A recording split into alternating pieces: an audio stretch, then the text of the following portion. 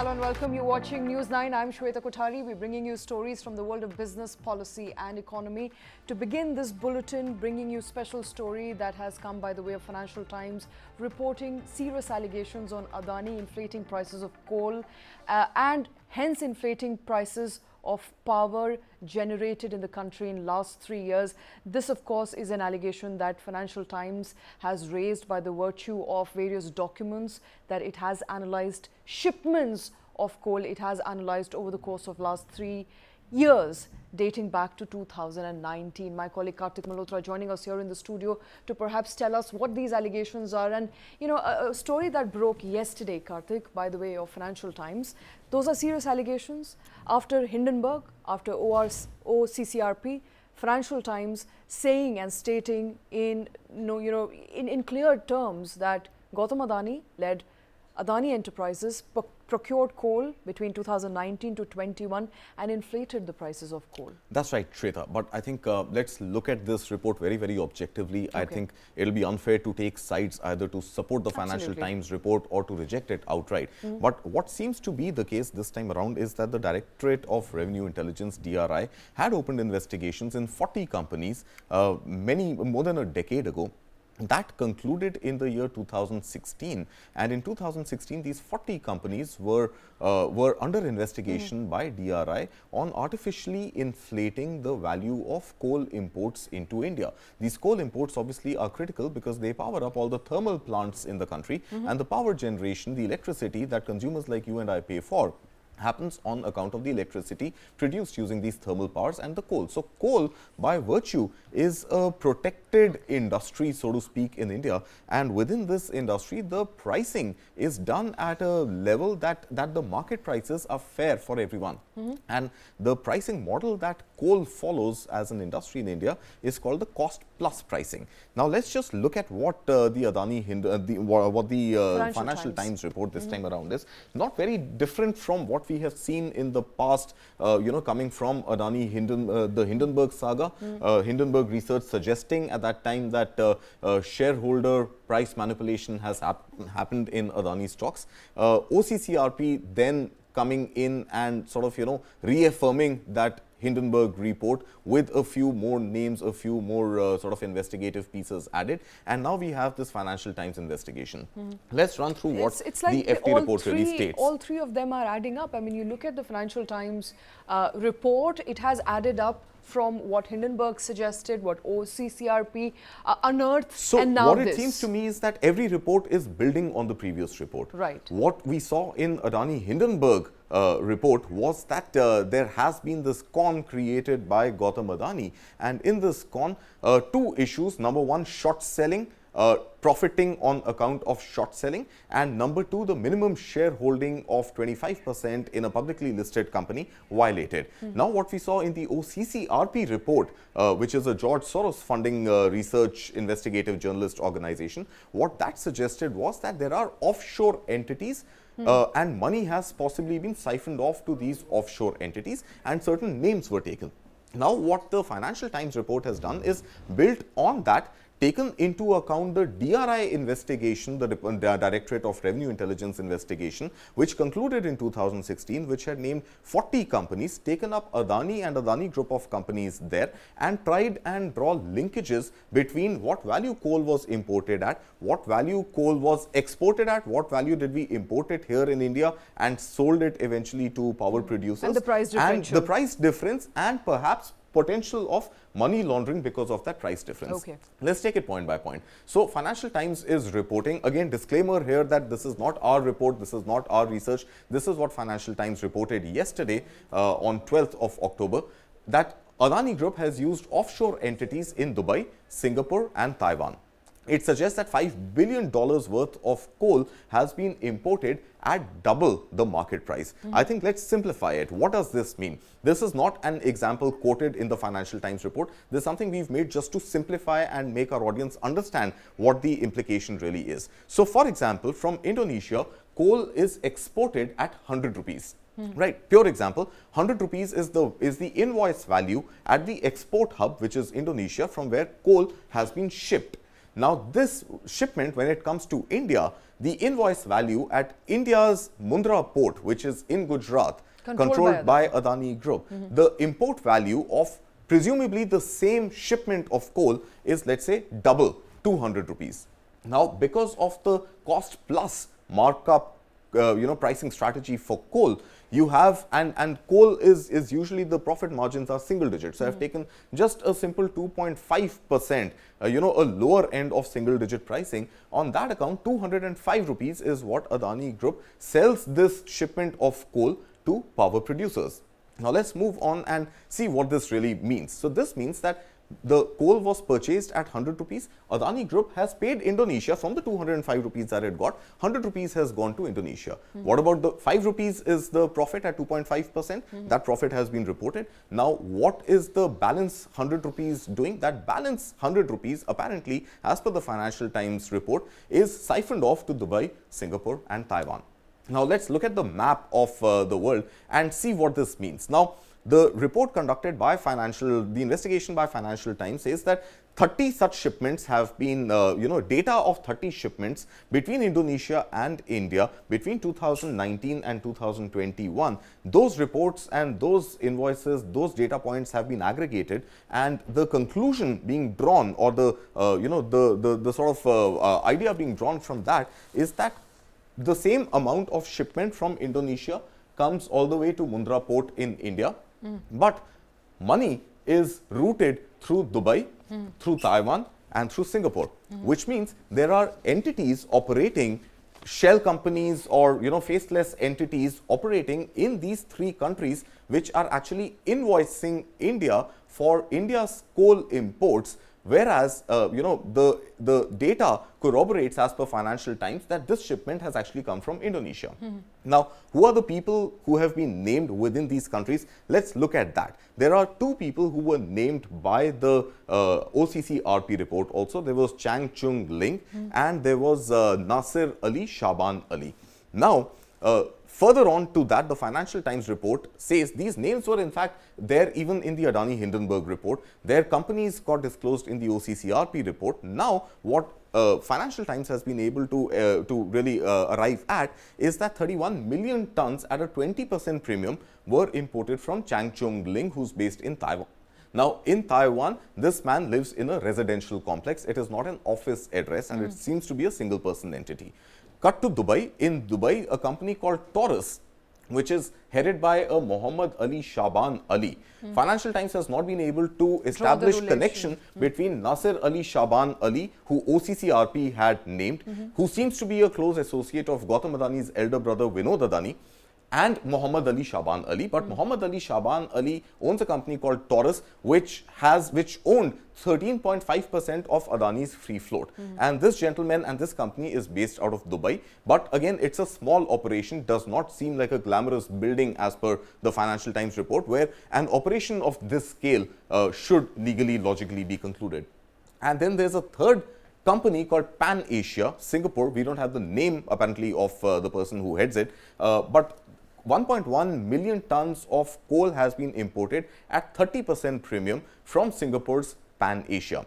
Now, let's move on and understand how the DRI investigation is really shaping out. So, DRI, which had started its investigation about a decade ago, reported 40 companies who artificially inflated the value of coal in 2016. And it also stated that supplier invoices were routed through third-party middlemen. Now, these third-party middlemen and this activity reeked of the typical case of money laundering. And after investigations concluded, after there was no ruling in favor of DRI, DRI had appealed to the Supreme Court of India. But this year, 2023, DRI withdrew its appeal petition from Supreme Court, concluding pretty much that there was possibly no headway. Now, let's understand in all of this, to be fair, what has the Adani Group mentioned?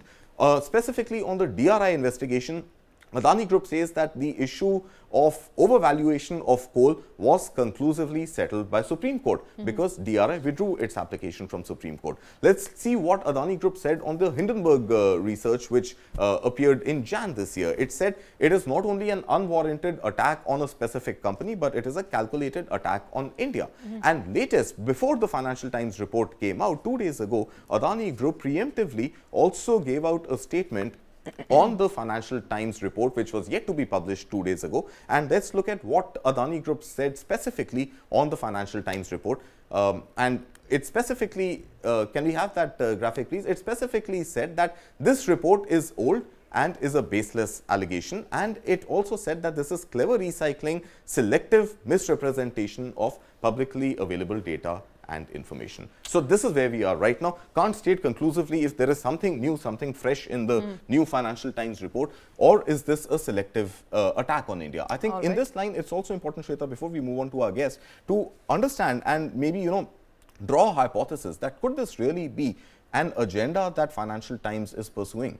And if you look at the report and if you look at, some of the remarks mentioned in the report, there is a clear-cut suggestion that Financial Times itself is saying that there could be a case where better quality coal was indeed imported from these three entities logically, and hence the premium paid.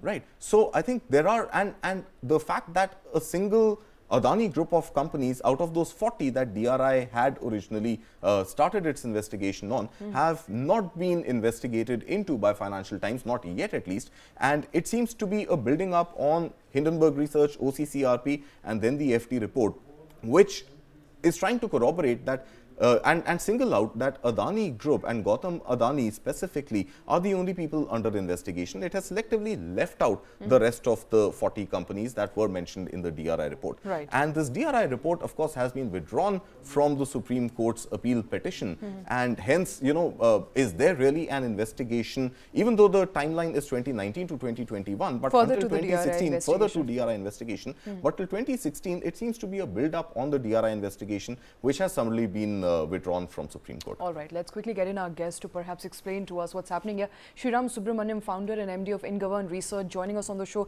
Shriram, thank you for taking time out. I think the first question on every person's mind after having gone through all these details that have emerged in the last 24 hours is, are these fresh allegations? If yes, any merit to these allegations? Yes, these are to some extent fresh allegations because the Hindenburg report was on the minimum public shareholding, the OCCRP was on the foreign investors, in that sense, the unknown one Taiwanese gentleman and one somebody in Dubai. And this is about overvalue invoicing. So to that extent, it is fresh. But the fact is that these allegations come sort of at the moment of the Supreme Court hearing. Today is the Supreme Court hearing, by the way, and hopefully some conclusion will happen out there. When the investigating agencies like SEBI and Supreme Court are investigating, obviously to that extent, I would think that the timing of the allegations itself is a slightly suspect thing. And secondly, obviously, as your other guest pointed out, these are anyway old facts to that extent of being from 2016 and publicly available and investigated by DRI. Mr. Subramanian, if the DRI, Directorate of Revenue Intelligence, had started an investigation, had looked at data of 40 companies till the year 2016 and was unable to conclude any real, merit in its argument that there was coal inflation, artificial invoicing, and has withdrawn its application, its appeal application from Supreme Court this year, then is it right to conclude that actually there is nothing in it, there is absolutely no smoke and no fire, and hence it could be malicious on part of Financial Times to further start an investigation which, which may not hold any water? It looks like it. See, at the end of the day, coal is also a slightly, I would think, a competitive market. It's not that Adani is the only importer, right? So to that extent, pricing, there would be other importers of coal in the marketplace, and there would be other suppliers also, not just Indonesia. So the power producers who had the leeway to buy coal from any other sources also. So to that extent, probably this is malicious. Okay, but would it then be fair to say that these matters were settled in the court when DRI actually withdrew its application? One of the reasons for withdrawal of application was it was unable to prove its jurisdiction over customs law. So it was perhaps an entanglement of law that made DRI withdraw its application without conclusively proving whether Adani Group is guilty of over-invoicing. Yeah, it's not just Adani Group, as he pointed out. There are 40 other companies which were under investigation. So it's not clear why DRI withdrew its application in the first place. Two is whether it was because of lack of data, or whether it was there was no merit to their investigation itself. So one cannot say what was in the mind of DRI when it withdrew its investigation itself. Two is obviously, I would think that Supreme Court should definitely consider this investigation also in its rulings now. I mean, if anything, the DRI investigation. The SEBI report, which is expected to be presented in Supreme Court today, and it has been delayed multiple times over already, and we don't know just yet whether it is actually going to find its way into Supreme Court today or whether there's going to be another date assigned. But let's assume that it does go through today. Then would this new report have any bearing? Because I think the SEBI investigation is specifically in line with the Hindenburg research report, which suggested violation of minimum public shareholding and the case of short selling and Adani Group of companies benefiting by short selling. So now we are talking about a very different sort of an angle to the story here, and we are talking about something which could be construed, as money laundering. So will today's Supreme Court hearing and any verdict that may come out of SEBI's filings and SEBI's investigation have any bearing, or will this report have any bearing on that, is question number one. And question number two, if this were to be seriously investigated now, then is SEBI the right regulator, the right body to investigate, or is it a CBI stroke enforcement directorate case stroke now? DRI. Or DRI? Yeah, see, SEBI's obviously ambit is the securities law, and violation of the minimum public shareholding is what is under its investigation. And SEBI, in its interim report, had already said that there were 24 items that they were investigating, and out of it they have closed out 22 items. And there are yet to receive data on 2 other items. This was last month when they put out that interim report, or rather when they submitted the interim report to Supreme Court. And so this is definitely out of the ambit of SEBI, and this could be FEMA violation, as you said. This could be a PMLA case from the perspective of money laundering. But so the ambit is definitely in the this one of DRI and ED, to the extent if there is any merit to the case itself. So how does it work from here, sir? Will there have to be an FIR filed by somebody? Will there? Yeah, what is the recourse now? Who files that FIR if required? Yeah, even with the Hindenburg report at that time, see, Hindenburg had had just collated everything, and then there was no specific complaint filed with SEBI or this one, and only then there were public interest litigations which were filed with the Supreme Court, and some complaints to SEBI. Hindenburg by itself just made a big brouhaha, that's all, and a big report. And they had a specific position, which is a short position. There is nothing wrong with having a short position. But here, definitely somebody has to file a FIR, or somebody will take off on the Financial Times report and then file a public interest litigation or something of that sort. All right, Shriram, before we go to the stock impact of these allegations, I want to understand from you, if these allegations are to be proven to be true in case of an investigation, how serious are these allegations? Allegations of overpricing not just suppliers but also consumers at large, because most of this overpricing is then shared with consumers. The burden of energy is shared with consumers. We as consumers have to pay more for electricity. How serious are these allegations in your assessment? Yeah, definitely.